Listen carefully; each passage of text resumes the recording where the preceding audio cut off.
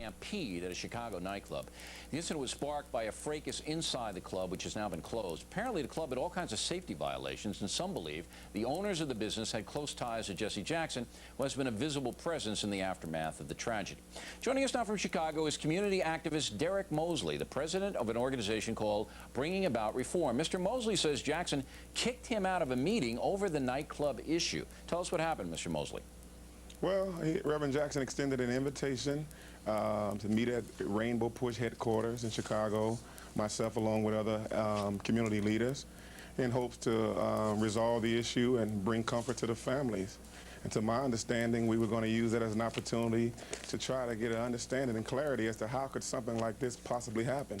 But of course, I presented my letter, which I submitted to the owner of the nightclub 2 months prior, and of course, it was very much unwelcomed. Reverend Jackson expressed to me let's slow down. Okay. What did the letter say that you submitted to the owner of the nightclub 2 months ago? Well, my letter basically informed the owner that I had received phone calls from several people that have patronized with his club, and they complained about how crowded the dance floor, how crowded the club was as far as the number of people, and they expressed to me it was so crowded they couldn't dance on the dance floor.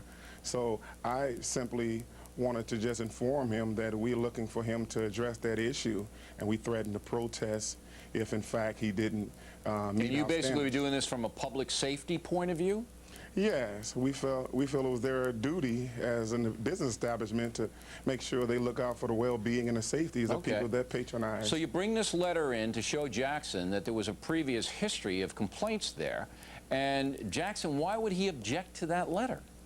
Well, it was unbeknownst to me at the time, but a little later, after that initial meeting during a press conference, it was revealed to me that Reverend Jackson had a close tie, a long-standing relationship with not only the owner of the club, Dwayne Kyles, but also his father, Reverend Billy Kyles, who was active with the civil rights movement with Dr. King. Okay, so he's family friends with the owner of this club. That's exactly right. You didn't find out anything other than that, just friends, right?